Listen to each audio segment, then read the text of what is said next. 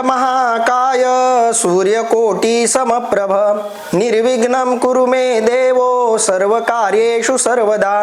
पुंडलीकवरदारि विठ्ठल श्री ज्ञानदेव तुकाराम पंढरीनाथ भगवान की जय। माऊली ज्ञानेश्वर महाराज की जय। जगद्गुरु संत तुकाराम महाराज की जय। सब संतन की जय। माऊली महावैष्णव ज्ञानोबारायांच्या परमश्रेष्ठ अशा ज्ञानेश्वरी ग्रंथाचं निरूपण चिंतन करत करत आपण दुसऱ्या अध्यायातल्या 120व्या क्रमांकाच्या ओवीपर्यंत आणि 14वा श्लोक आपण पूर्ण केलेला आहे।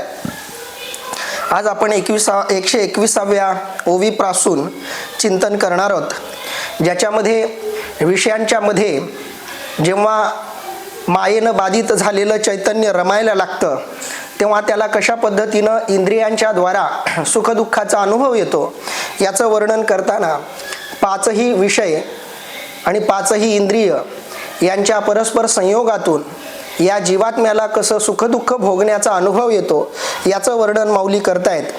आणि विषयाशिवाय काहीही रम्य नाही असं वाटणं हा विषयांचा स्वभाव आहे असंही माऊली म्हणतायत। पुढं माऊली काय विवेचन करतायत ते आता आपण बघूयात।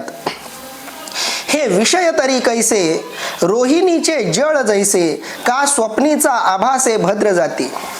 अर्थात हे विषय तरी कसे आहेत, मृगजलाप्रमाणे किंवा स्वप्नात भासलेल्या गजांत लक्ष्मीप्रमाणे केवळ भासमान आहेत। अर्थात ज्या विषयांना भुलून हा साधक हा जीवात्मा स्वतःचं मूळ रूप विसरतो, स्वतःच्या मूळ रूपाला बाधित करतो, आपल्या मूळ रूपाच्या आजूबाजूला इतर बंधनं आणि इतर आवरण वेष्टित करून घेतो आणि त्या स्वतःच तयार केलेल्या आवरणांमध्ये तो स्वतः अडकत जातो, जखडत जातो। असे विषय तरी असे काही महत्त्वाचे आहेत का, त्या विषयांना तरी स्वतःचं असं काही वेगळं महत्त्व आहे का, याचंही वर्णन इथं माऊली करतायत। आणि ते करताना म्हणतायत हे विषय तरी कैसे, या विषयांचं स्वरूप सांगताना माऊली म्हणतायत हे विषय तरी कसे आहेत, हे विषय तरी कैसे, हे विषय कसे आहेत याचा जर विचार केला तर रोहिणीचे जळ जैसे, रोहिणी नक्षत्रामध्ये ज्या पद्धतीनं अतिशय कडाक्याचं ऊन वगैरे असल्यामुळं आपल्याला रस्त्यानं चालत असताना जिथं आकाश आणि पृथ्वी या दोघांचा संगम दिसतो तिथं आपल्याला बऱ्याचदा पाण्यासारखं काहीतरी भासतं। उन्हाळ्यामध्ये आपल्याला याचा प्रामुख्याने अनुभव येतो, ज्याला आपण मृगजळ म्हणतो। मृगजळाला माऊलीने इथं शब्द वापरलाय रोहिणीचे जळ जैसे। मृगजळ ज्याप्रमाणे फक्त भासतं, वास्तवात मृगजळ नावाची कोणतीही वस्तू कोणताही पदार्थ अस्तित्वात नाही। पाण्याचा भास होतो म्हणून आपण त्याला मृगजळ म्हणतो। मृगजळ हा शब्द वापरण्यामागं किंवा त्या विशिष्ट पदार्थाला, भासमान पदार्थाला मृगजळ हे नाव पडण्यामागं एक महत्त्वाचं कारण आहे। कारण असं आहे की मृग म्हणजे हरिण, हरणाला जेव्हा तहान लागते उन्हाळ्यात विशेषतः, तेव्हा त्याला जंगलामध्ये दूर अशा ठिकाणी नेहमी पाणी असल्याचा भास होतो। त्याला असं वाटतं की दूर थोड्या अंतरावर प्रचंड पाणी आहे आणि ते पाणी आहे असं समजून तो त्याच्या मागे धावतो। पण ते अंतर पार केल्यानंतर जिथं त्याला मृगजळ दिसत होतं तिथं गेल्यानंतर त्याला असं भासतं की ते मृगजळ अजून पुढे गेलेलं आहे आणि तो पुन्हा धावत राहतो। आधीच तहान लागलेली असते आणि त्यात त्या मृगजळाच्या मागे तो तहानलेला मृग हरिण धावतो आणि तहानेनं तसाच व्याकुळ होऊन मरून जातो। म्हणून त्या जळाला मृगजळ असा शब्द संतांनी अनेकांनी वापरलाय, कारण सर्वाधिक प्रमाणात हरणाला त्या रोहिणीच्या जळामध्ये खऱ्या जळाचा, पाण्याचा भास होतो। सामान्य माणसाच्या अनुभवाला विषयांच्या संदर्भात जे येतं ते त्याच्यापेक्षा काही वेगळं नाही, हा संतांचा अनुभव आहे। हरण मरून जातं पण त्याला कळत नाही की हे पाणी खोटं आहे, त्याला ते शेवटपर्यंत खरं वाटायला लागतं। अगदी तसं आहे, सामान्य माणसाला कितीही जरी सांगितलं विषयांमध्ये सुख नाही त्याच्यामध्ये रममाण होऊ नका, तरीही ते त्यात रममाण होतात आणि स्वतःचं नुकसान करून घेतात. म्हणून माऊलींनी तो दृष्टांत दिला, हे विषय तरी कैसे रोहिणीचे जळ जैसे. फक्त भास आहे त्याच्यामध्ये सुखाचा. खरं तर सुख मिळतं ते आपल्यामुळंच आपल्याला मिळतं. विषयांमुळं जीवात्म्याला सुख मिळत नाही. ज्यांना तुम्ही विषय म्हणता ते फक्त निमित्त आहेत.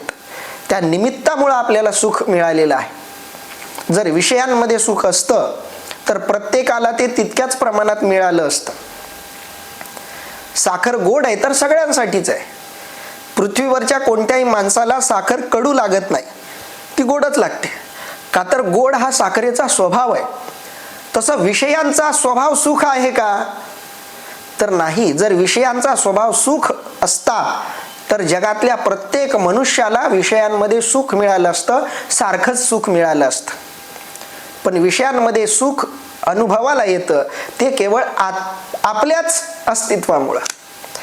त्याच्यासाठी उदाहरण द्यायचं झालं तर एखादा कुत्रा हाड चघळतो. कुत्र्याला हाडं खूप आवडतात. कुत्रा हाड चघळतो, खरं तर त्या हाडामध्ये काहीच नसतं, ना त्याच्यात मांस असतं ना त्याच्यात रक्त असतं, पण कुत्र्याला ते हाड खूप आवडतं आणि त्या हाडाला ते चावतं वेगवेगळ्या बाजूनं चावतं. आणि एक वेळ अशी येते की ते हाड त्याच्या दाढेत वगैरे घशात वगैरे अटकतं आणि त्याच्यातून रक्त यायला लागतं आणि त्या रक्ताची चव त्या कुत्र्याला लागते आणि त्याला असा भास होतो की ही चव त्या हाडातूनच येते. मुळात तो जो रस येतोय, ती जी चव येते ती त्याच्याच रक्ताची लागलेली चव आहे. सामान्य माणसाला विषयांमधून जे आनंद आणि सुखाचे अनुभव येतात ते अनुभव त्याच्याच, कारण जीवात्मा हा सुखरूप आहे आणि त्यामुळं त्याचाच स्वभाव सुख असल्यामुळं विषयांच्या संपर्कात आल्यावर त्याचंच सुख त्याला अनुभवायला मिळतं. विषय हे इथं केवळ निमित्त ठरतात. पण आपण आपल्याकडून मिळणारं ते सुख आपल्यालाच विस्मृती झालेली आहे आपलीच, म्हणून आपल्याला असा भास होतो की विषयांमधून आपल्याला सुख मिळतंय. हा भ्रम जसा सामान्याला निर्माण होतो त्याच भासाचं उदाहरण माऊली देत आहेत. हे विषय तरी कैसे रोहिणीचे जळ जैसे. रोहिणीतल्या जळासारखं, मृग जळासारखं असं त्यांचं स्वरूप आहे. आणखी एक उदाहरण माऊली देत आहेत, का स्वप्नीचा आभासे भद्र जाती. स्वप्नामध्ये आलेली गजांत लक्ष्मी. लक्ष्मीमध्ये प्रकार आहेत. गजांत लक्ष्मी म्हणजे जिच्याकडं खूप संपत्ती आहे, अशी खूप संपत्ती असलेली गजांत लक्ष्मी स्वप्नामध्ये आली तर ती स्वप्नातली लक्ष्मी खरी आहे का? नाही, तर ती आभासी आहे. का स्वप्नीचा आभासे, स्वप्नांमध्ये आभास व्हावा, भ्रम व्हावा, भास व्हावा. भद्र जाती, भद्र जाती म्हणजे गजांत लक्ष्मी. एक माणूस झोपला होता म्हणे, त्याच्या बायकोनं त्याला उठवलं. बायकोनं उठवल्याबरोबर तो उठला, आजूबाजूला बघायला लागला. आजूबाजूला डोळे उघडून बघतो तर काय, तर बायको समोर.